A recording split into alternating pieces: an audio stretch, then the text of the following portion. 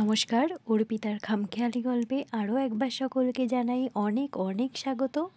আশা করি সকলে খুব ভালো আছেন, আমিও ভালো আছি। আজকে তৈরি করেছি ঝিঙের একটি রেসিপি, দেখেই বুঝতে পাচ্ছেন। আর সত্যি বলতে রেসিপিটি অন্য রেসিপির তুলনায় একটু স্পাইসি টাইপেরই তৈরি হয়েছে। মানে আমি ঝিঙের এই রেসিপিটির নাম দিয়েছি হচ্ছে ঝিঙের তেল ঝাল। যাই হোক, প্রথমে ঝিঙেগুলোকে ছাড়িয়ে নিয়েছি, তারপরে একটু আদা গ্রেট করে নিয়েছি, আর টমেটোটাকে আমি 4 খণ্ড করে নিয়েছি হচ্ছে কিছু কাঁচা লঙ্কা। আর কাঁচা লঙ্কাগুলোকে আমি কিন্তু মাঝখান থেকে চিড়ে নিয়েছি।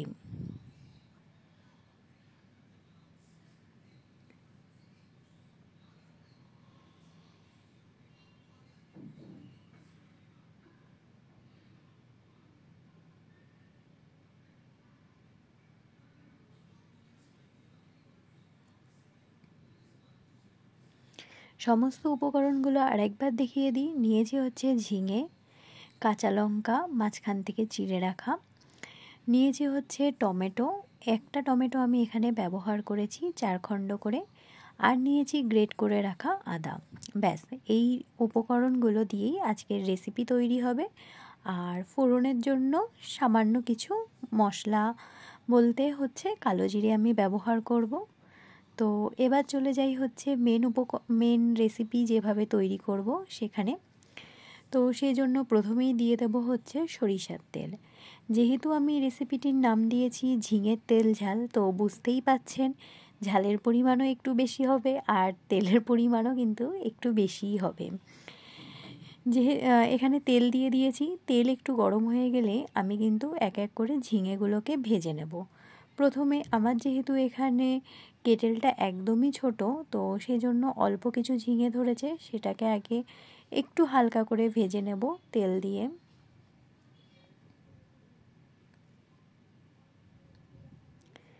এভাবে একটু নাড়াচাড়া করে নেব, না হলে নিচে লেগে যাওয়ার সম্ভাবনা থাকবে। হালকাভাবেই ঝিঙেটি আমি ভেজে নেব, খুব বেশি এখানে কড়া করে ঝিঙে ভাজার প্রয়োজন নেই। ঝিঙে এখানে আমার হালকা করে একটু তেলে ভাজা হয়ে গেছে, আমি তুলে রাখবো। আমি আবার একটু সরিষার তেল দিয়ে দেব, বাকি যেই ঝিঙের টুকরোগুলো রয়েছে সেগুলোকে আমি আবার ভেজে নেব।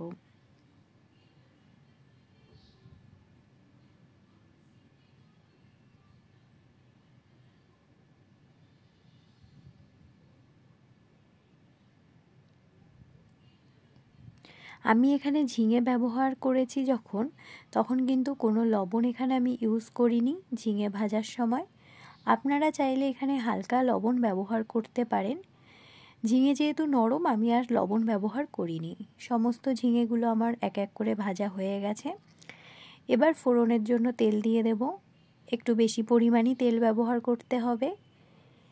এবার দিয়ে দেব হচ্ছে গ্রেট করে রাখা আদাগুলো। আদা একটু ফ্রাই হয়ে এলে সেখানে আমি দিয়ে দেব হচ্ছে মাঝখান থেকে চিড়ে রাখা শুকনো লঙ্কা।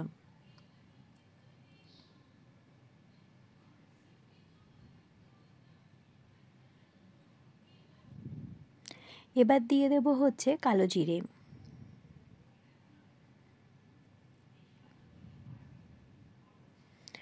সমস্ত ফোড়নের উপকরণগুলো একটু ভালো করে নাড়াচাড়া করে নেব।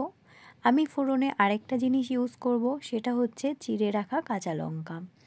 কালো জিরের সাথে যখনই কাঁচা লঙ্কা দেওয়া হয় না কেন, খুব ভালো স্মেল বেরোয়, আর আমার মনে হয় রান্নাটার স্বাদটাও অনেকটাই ভালো হয়। তো এই জন্য আমি কালো জিরের সাথে চিড়ে রাখা কাঁচা লঙ্কাও এখানে ব্যবহার করেছি।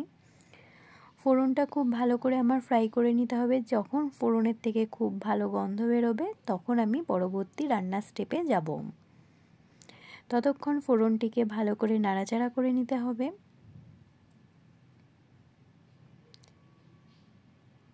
এই পর্যায় পর্যন্ত যেসব বন্ধুরা আমার এই ভিডিওটি কন্টিনিউ দেখছেন, প্লিজ একটি লাইক দিয়ে ভিডিওটি কন্টিনিউ করবেন। আপনাদের একটি লাইক কিন্তু আমার কাছে অনেক গুরুত্বপূর্ণ। আমি প্রত্যেক ভিডিওতেই কিন্তু একই কথা বলি। দেখুন, আমার ফোড়নের থেকে কিন্তু বেশ ভালো স্মেল বেরিয়ে গেছে। আমি এখানে ব্যবহার করব হচ্ছে জিরের গুঁড়ো, ব্যবহার করব একটু হলুদের গুঁড়ো, আর ব্যবহার করব লঙ্কার গুঁড়ো। যেহেতু তেল ঝাল তো বুঝতেই পাচ্ছেন ঝালটা অনেকটাই বেশি হবে।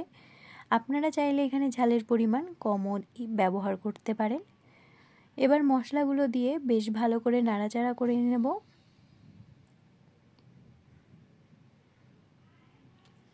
এবার ব্যবহার করব পরিমাণ মতো লবণ।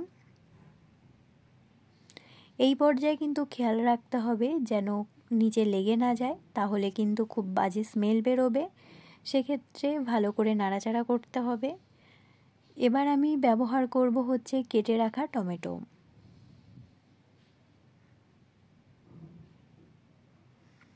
যেসব নতুন বন্ধুরা আমার পরিবারে অংশগ্রহণ করেছেন তাদের অনেক অনেক ভালোবাসা এভাবে আমাকে সাপোর্ট করার জন্য। আশা করি আগামী দিনগুলোতেও আপনাদের ভালোবাসা আমি এইভাবেই পাবো। যাই হোক, এই পর্যায়ে দেখতে পাচ্ছেন মশলা থেকে কিন্তু বেশ ভালো তেল ছেড়ে গেছে। আমি আরেকবার ভালো করে একটু নাড়াচাড়া করে নেব।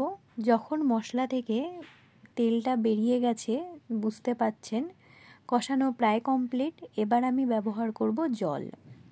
এখানে আপনারা চাইলে কিন্তু উষ্ণ গরম জলও ব্যবহার করতে পারেন।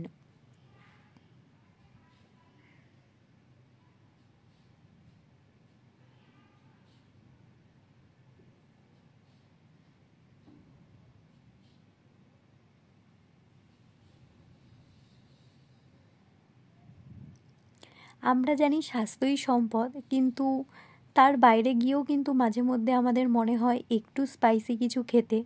যাই হোক, বাইরের খাওয়া তো খুব একটা খাওয়া উচিতও নয়, তাই জন্য ঘরেই একটু স্পাইসি কিছু বানিয়ে নিলে বেশ ভালোই লাগে। তো সেই জন্যই আর কি একটু ঝাল ঝাল করে রেসিপি তৈরি করা। আর গরমকাল মানেই ঝিঙে পটল, আর ঝিঙে পটলের একঘেয়ে রেসিপি খেতে সত্যিই ভালো লাগে না। সেই জন্য একটু অন্যভাবে তৈরি করার চেষ্টা করেছি।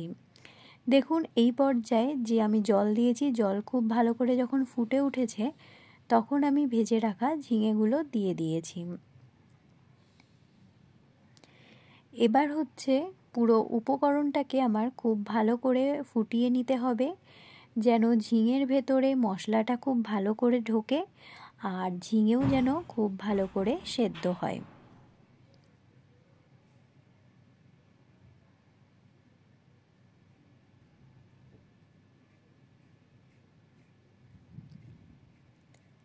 আমার পরিবারের এক বন্ধু আমাকে বলেছিল আমি রেসিপিগুলো যখন তৈরি করি আমি একা খাই কি না।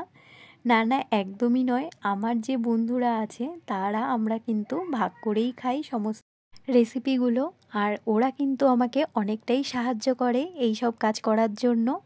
যাই হোক, এই পর্যায়ে যখন ঝোলটা ভালো করে ফুটে উঠেছে আমি ব্যালেন্স রাখার জন্য, স্বাদের ব্যালেন্সের জন্য আমি চিনি ব্যবহার করেছি। আর হ্যাঁ, যেটা বলছিলাম, আমার বন্ধুরা কিন্তু আমাকে ভিডিও করতে অনেকটা সাহায্য করে।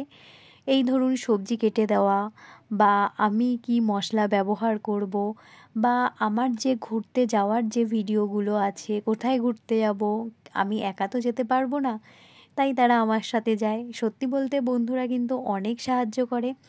আর আমার মতো যারা হোস্টেলে থেকেছেন হয়তো তারা জানেন যে হোস্টেলে একে অপরের পরিপূরক, সবাই সকলকে সাহায্য করে। যাই হোক, অনেকটা কথা বলতে বলতে ভিডিওর একদম শেষ পর্যায়ে চলে এসেছি। আমার রেসিপি যখন তৈরি হয়ে গেছে দেখতেই পেয়েছেন আমি একটি পাত্রে সার্ভ করে নিয়েছি। তো আজকের ভিডিওটি আমি এইভাবেই শেষ করছি। সকলে অবশ্যই জানাবেন আমার রেসিপিটি কেমন লেগেছে। যদি ভালো লেগে থাকে অবশ্যই একটি লাইক করবেন, কমেন্ট করে জানাবেন। নতুন বন্ধু হলে সাবস্ক্রাইব করে পাশে থাকার অনুরোধ রইল। সকলে ভালো থাকবেন, সুস্থ থাকবেন। টাটা।